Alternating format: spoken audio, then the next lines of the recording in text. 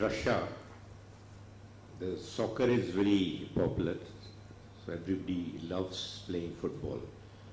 So in one of the schools, an inspection team suddenly arrived and they wanted to meet the top ranking students of that class.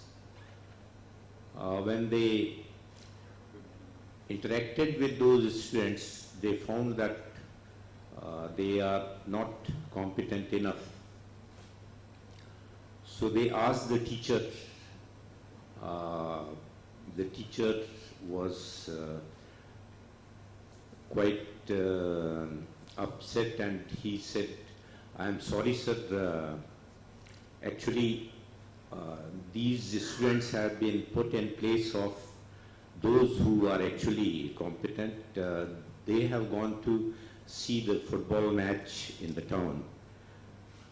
So he said, "Okay, I will interact with you." And he said that you are teacher of this class, but you don't have much knowledge about the entire class. He said, "Sir, I am sorry because the teacher who is actually responsible for this class has gone to see the football match, and I am in place of him working." And the whole administration was quite scared. Then the inspection team said that don't be scared. Actually, we are not the actual inspector. The actual inspector have gone to see the football match. So today's talk was supposed to be given by Professor Amitabh Saxena, who is Pro-Vice Chancellor of my university, but I have come in his place. So he has gone to see the football match. So anyway, that was lighter vein, because I see very few people here. Yesterday I had a topic of my choice, but I didn't have time to interact. Today, though I am responsible for the university and I am not that much prepared, but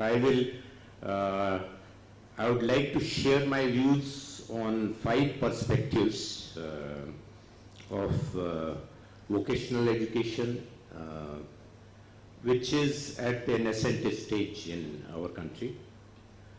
First, let's see on the perspective of the need of vocational education.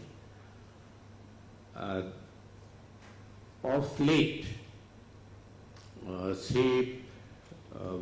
everybody has realized that formal education is not achieving the goal what was set by the policy makers. Everybody tried to make effort, and through the formal education we have not been able to meet the economic goal.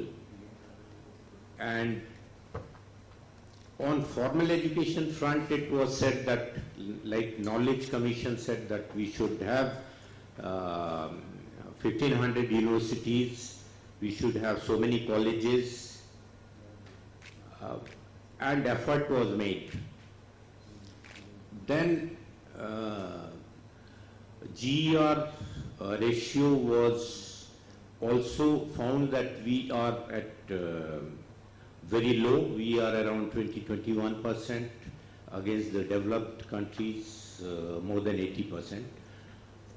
So on one hand, all this effort, but you find that in formal education, the seats are going vacant.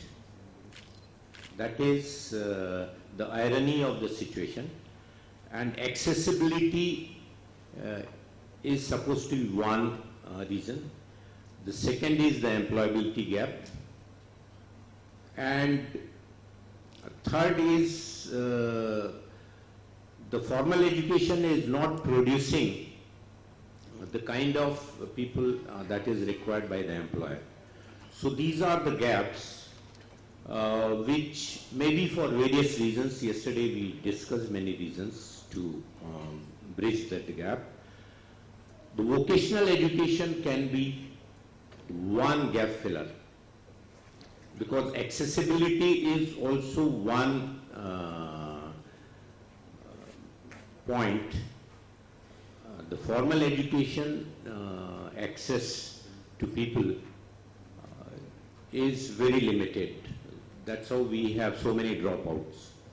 So formal education is one answer, and I think there is a strong need to have vocational education and to achieve the economic growth or economic development, or bring in the socio-economic condition what we envisage. The second perspective is the feasibility. Feasibility in the current era, when we have the technology to support the vocational education. We are in an era where we can really make it feasible. The vocational education can provide answers in this present era. The third perspective will be the curriculum perspective.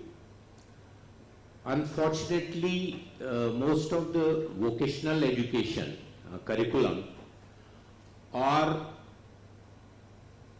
being made in such a way that at times I find that there is hardly any difference between the vocational education curriculum and the formal education curriculum, because we are driven by the knowledge delivery, or we are mostly driven by the teaching system, and we are not driven by the skilling or research system. So the objective of vocational curriculum should be the competency based curriculum. The examination system also has to be very different, because in vocational education what you are looking at is not knowledge as the core center, but the skill as the actual need. So what we are looking at vocational education is that we are trying to deliver the skill, we are trying to deliver the competency to those people who are already working somewhere, or who want to upgrade their qualification and skill. So on competency based system, the examination system also has to be different.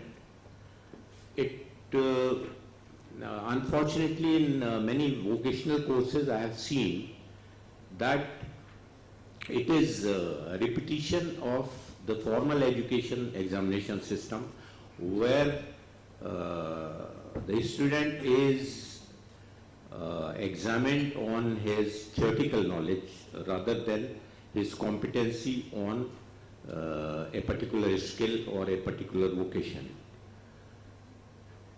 Then the fourth perspective will be the delivery perspective.